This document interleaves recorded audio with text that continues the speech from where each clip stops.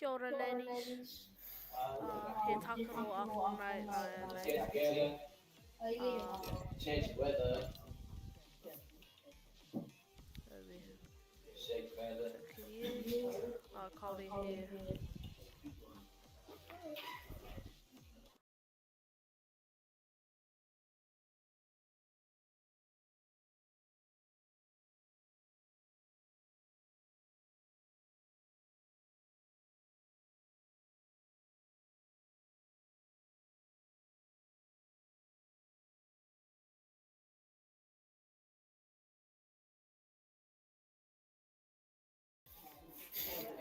Oh, hi, none here.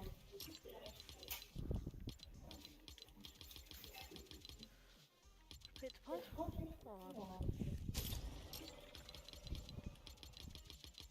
kia ora.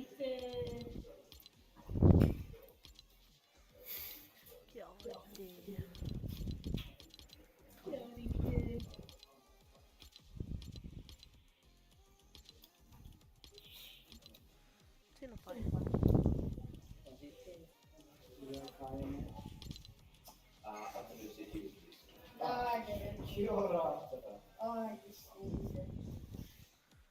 Karu, te mohi o i te kawa o te rorohiko. I te controls, Oh, here. You're giving me that. Nā, kei te whai. Okay, te whai. Te maua i te...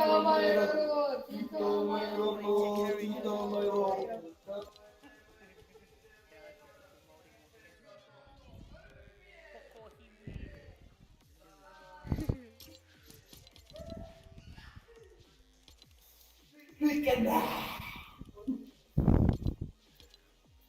My bestie.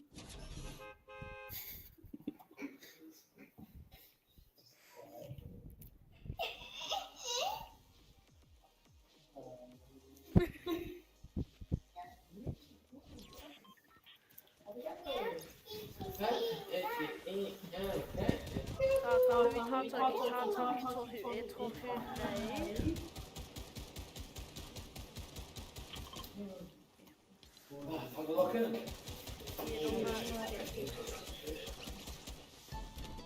Kei whia te rā.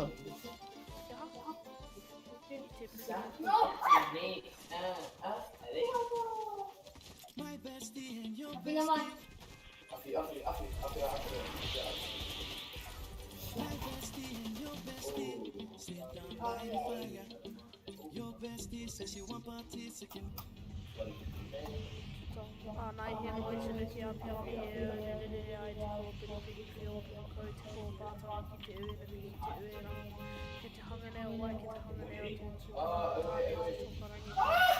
Ke ranga ngarara ki rā puta ko te whai au ki te ao maramati. Oh!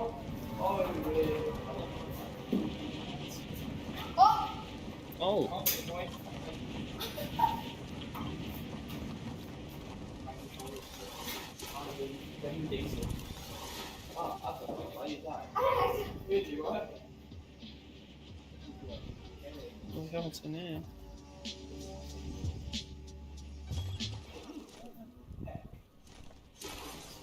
Oh! Yeah, he hoa.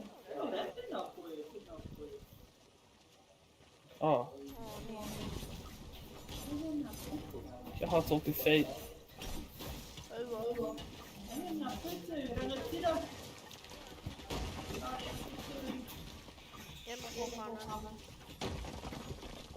Me noho? Kia te whai? Me hui? Kaore o i tōku koha.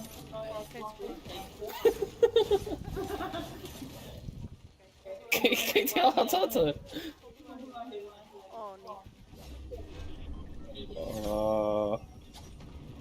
Kia ora tātou. Kia ora. He kino ke maua ki te rere. Te rere. Okay. Aroa mai. Ka hui ka haere tātou ki te Reckless Railways i te tū. Okay, against boy. Wait. Kinai Napu. But Jaha. Oh wait. Karu Sumoku Itu Oma.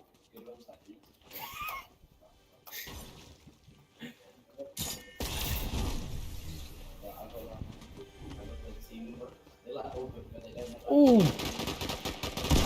Oh, it did kick one A. Karu Napu.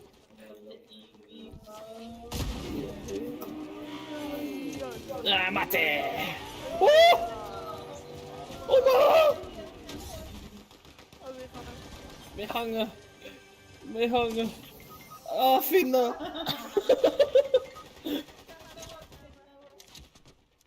Kill her. Ah.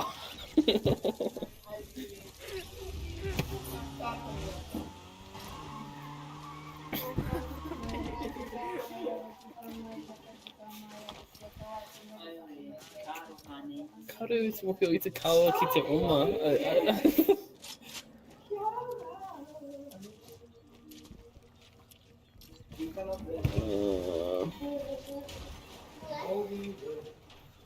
Q.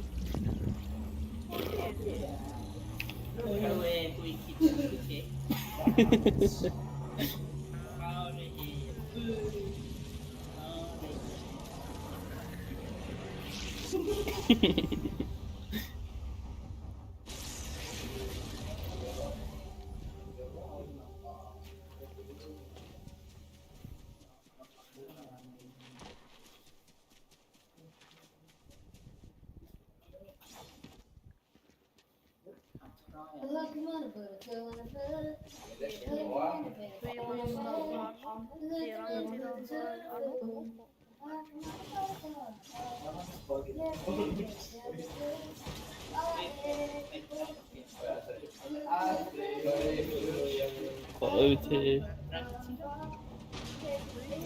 Mote Hui.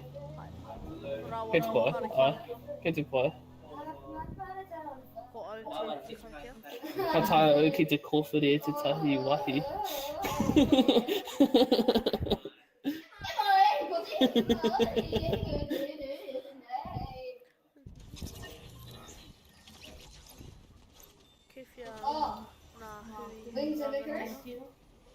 Karu Sumoku. Karu Kite Turu. Oh, okay, Kite boy. Ka Huitato Kitata Ku Tohu Itohu Ne Ki Mount Olympus.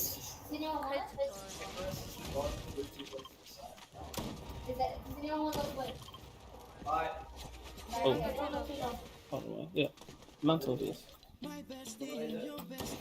If you click R2, you go straight into the ear. Yeah. Bro, you do it outside. Like this. Oh, lightning bolt. Lightning bolt. Right here.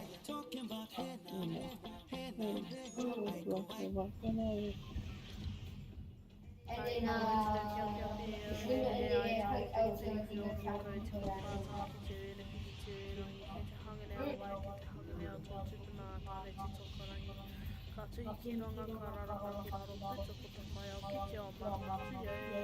Murio Rapake.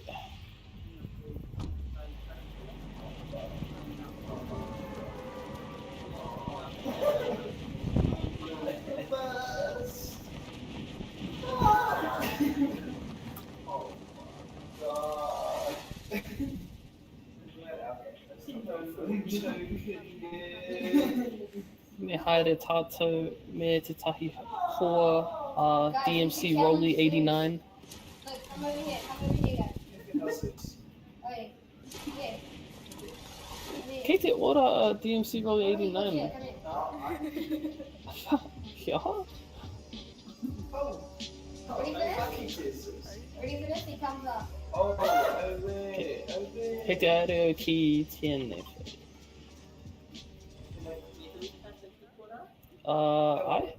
yeah, he nui nā mea.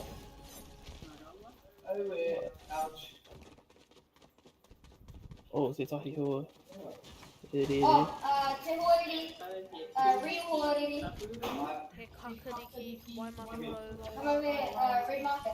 tāku. Oh, there was So no pū there. whakaurangi. Pūpuna?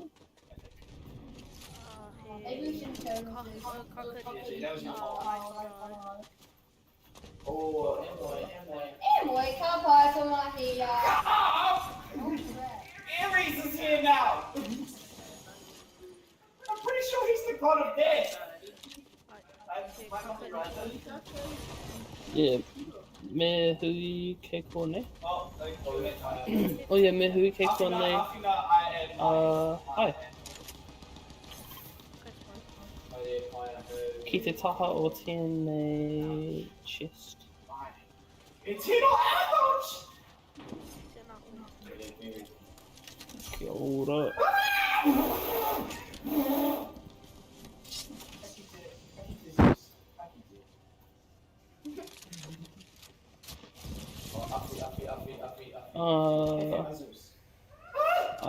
Kia ora koutou, ko tai mai nei, ki tēnei hui. Stop saying it like that. You don't have that much. Kia ora o te mohi o I te whakapainga me mō tō ahoatanga, engari kei te pai. Noa, whakatakatohia tō koha māku. I don't like the way this guy is. That's me. Nei, tāku. That's the thumb. That's the thumb. Ua. Oh, actually, Oh, kia ora noa. Shiri, whakatakatohia tō koha māku. This guy doesn't want to die. no, he's still low. Kill him then. I'm dead. Oosh. Okay, well, I'm trying to kill Zeus. Because he That guy's low. That guy's low. That Ka guy's low. hia au ki te mauria, te mana o You can put Zeus. your dog rifle in the head. Nai nei. Ai. Kia ora, Shiri. Kia ora, Noa. Ai. E mutu i te hui. I think that one's Zeus, man. Yeah, I know. Huh? That's why E, kei te aha... You shouldn't be a dog rifle. He pumahini, You're gonna shoot dog. Kei te aha tātou nai nei. Oh! I'm on 8 now. You guys left me with Zeus Oh, and all okay. his guys. Use the wind. Oh, true. I did use them. I ki te ahau e te tahi hoa e rere ki te whare kei ko rā. And you fly. Just look at Kei ko rā. and just fly away. Ki te whare o Zeus. E me haere. With L's left joystick and you go faster. Over here. Actually, over here. What? Kei ko nei. No, it's Tobots. It's Tobots. Oh, over here. Kei mua a noa te tahi hoa e rere. I'm on. E moi? Oh, ai, thanks boy. Ki te muri hoki, ki te muri hoki. Ki te taha o te whare. Oh no, here's Zeus. Here's Zeus, ki ko rā. I feel like. Hey, can you get my ribbon? I feel like See the someone. wings. See the wings on the ready. Okay. They are dropping like flies. Ow. Oh, Kaki to Ares. Zach. Left, there we go. Okay, there we go.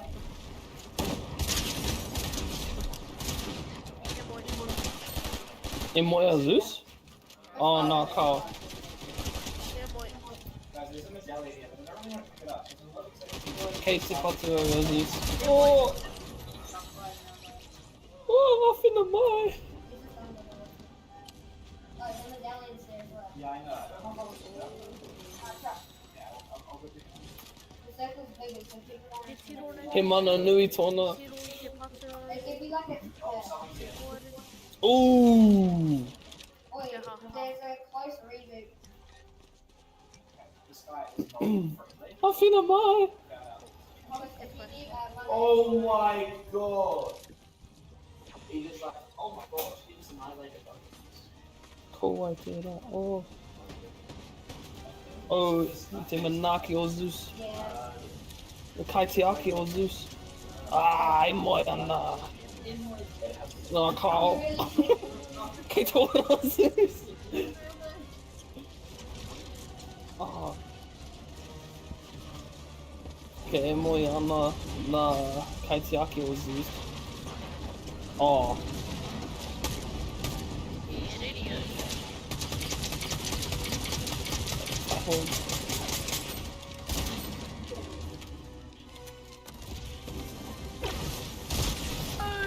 Oh!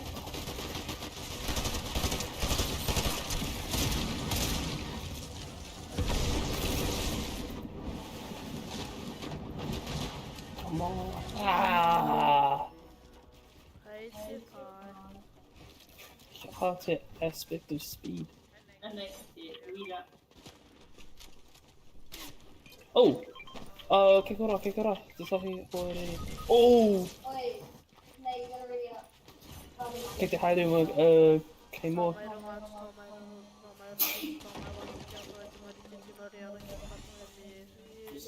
Like, yeah, kia ora.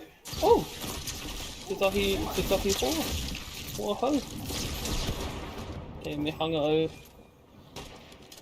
Kare tu mohio. Inga re kutpai. Hey, hide. Oh! I kutpai. Yeah, boy. Kia ora. Yeah.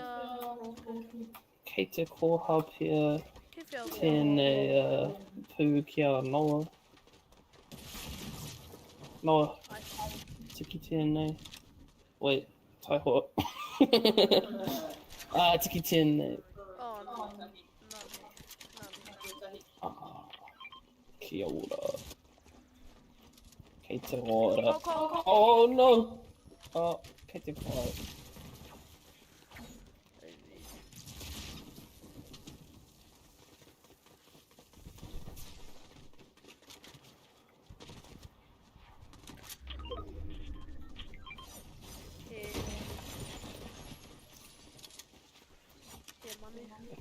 Me haere ki noa nani?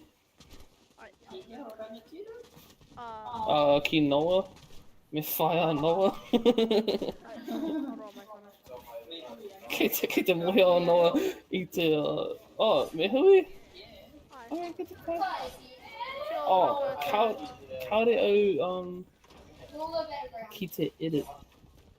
Kia ora, tātou. Kia ora, kia ora. Me hui tātou, me o tātou hoa, hau. DMC Rolly 89. Tēnā koe, DMC.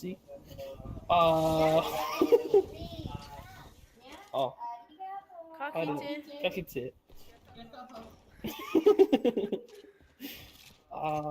Ka hui tātou ki te kōrero e pā ana I te...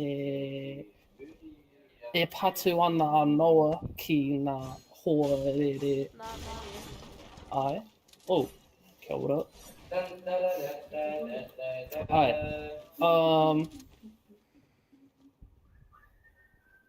Me koha pia? Oh, ai. Kei te pai. Kia ora. Kia ora. Nei tātou, wai mātara arai ti. Kia ora. Aroha mai. Kei te tiki. Ooh.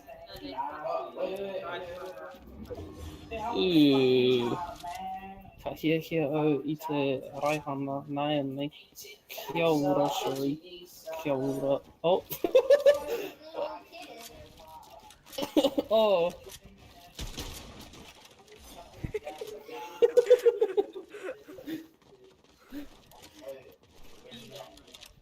Ka haere tātou ki te Reckless Ki Reckless? Oh, kei te pai. Ai. Challenge I Aries. wanganui I te map. I'm running away. Oosh. What? his No, speed. anytime. Ka tae ki te oma tere. Oh, maybe. I get a shockwave then. I get a shockwave. Okay, well, Yay. Give you a shoe. I am. Whoa! Where is he? Ki te rere tino koe.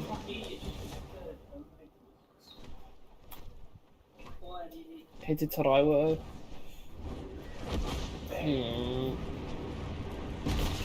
Oh ia, hoa ere ki te taha Māui o te peke. Okay, now it's there. how do you see it? How do you show that? I'm gonna shockwave him away. What? It'll be fine. Kei whia koutou, oh kei kara. I shockwave him up. Oh my god, the minions are still. Hei Loot Island tērā? Ai. I shockwaved him away. Yeah, okay. Yo! Okay, this minion, why are they targeting me? Yeah, the minions are so easy to Oh. kill. Someone help me find the boss.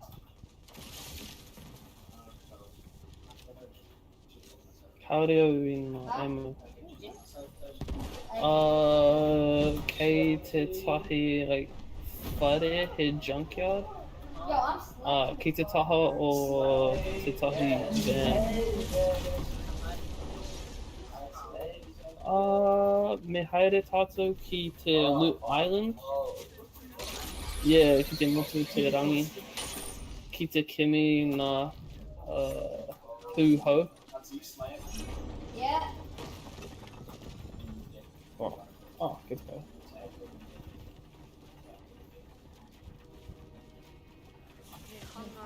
Minions are still shooting up. He's trying to snipe me. Oh, they're actual horde. Run and gun ranger. Oh. I'm killing the boss. Right. I killed the boss.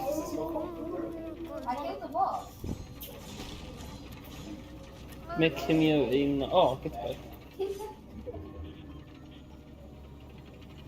Oh, he's actually on people.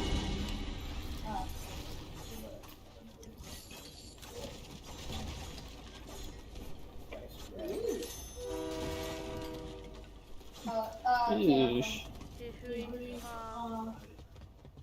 te mutu o te rangi. Eagle guys. Kei te haere au ki te loot. He hui i te Oh, kei te pai. Oh, no, please. Yeah. Yeesh. Don't be guy, don't be guy. Nai in there. Kei te pai.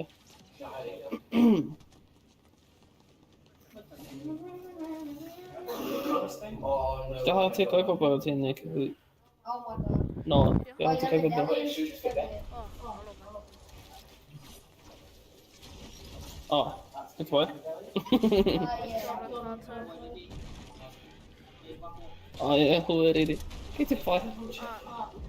Me hui nai. Oh, Shui i te patu o hōriri. Kia ora, Jacob. this one is. He kirihi ki te hanga. This is not Whakatō This is close to. here. Oh, the medallion. He te We're in the whakatō medallion. here. Oh, right there. Soha. Kaore au te tahi koha, okay. Kei te pai. Anei taku koha. Mau. Oh,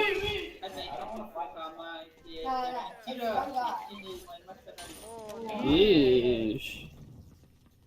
Yeah, we already need that. Nā hoa rangatira kei ake. Kei runga ake.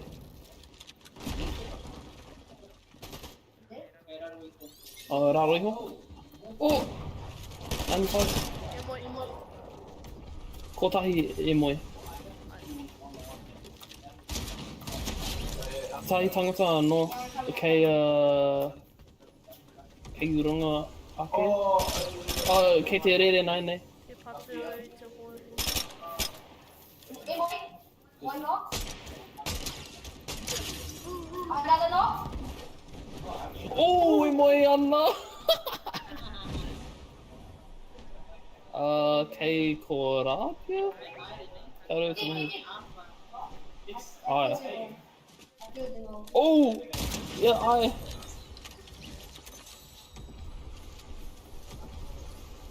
Oh, did I Waka? Oh! Did I Waka? No, Rocket League.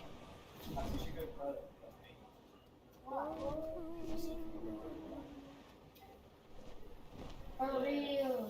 Yeah. No, there's a crown. Oh, boy, did he play that? Yeah, Oh! Oh, hoorere kay mo. Hit pati. Oh, Moyana. Moyana. Emma.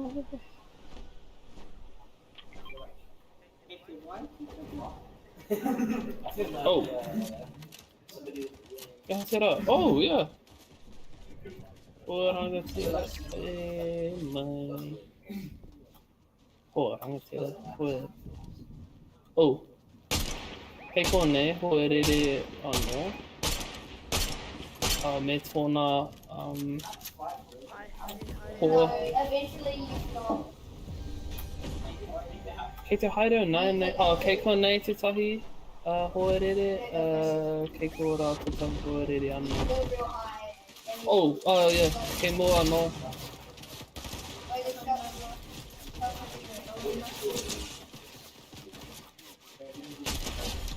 Haido, nine, nice. Kekito Oh, really?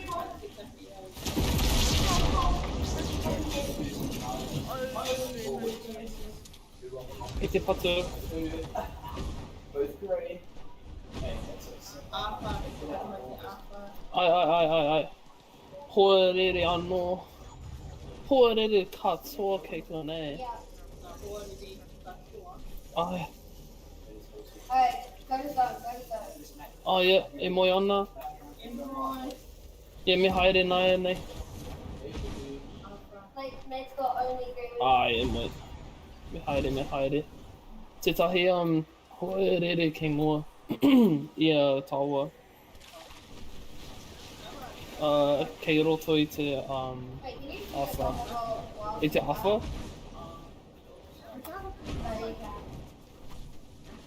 Oh, you can. Moyana no? Yeah. Motoka. Oh,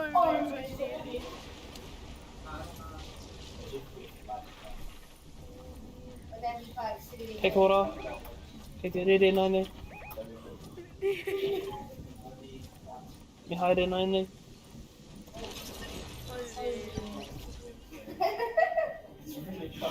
Hit total. Wait, kick him out. Kick him. You're getting bad. Tade ultimo hio Keifia, Igma Tangsa. Oh! Kite, reboot van. Oh yeah, Pahi Whakaora. Oh!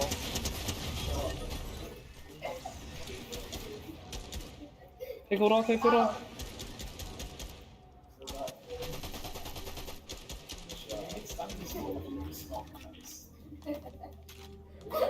I really love having two great guys.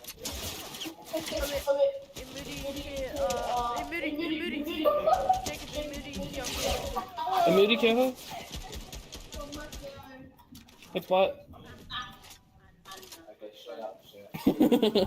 Wait, who's Kite haere ki te, ki te taumata o te maunga nai nei. Wait, I thought it was stop. Oh, I killed it, bofu! Oh, Carl! Carl! Me patu! Oh! Me haere au. Here 1v1. Here 1v1. Here 1v1.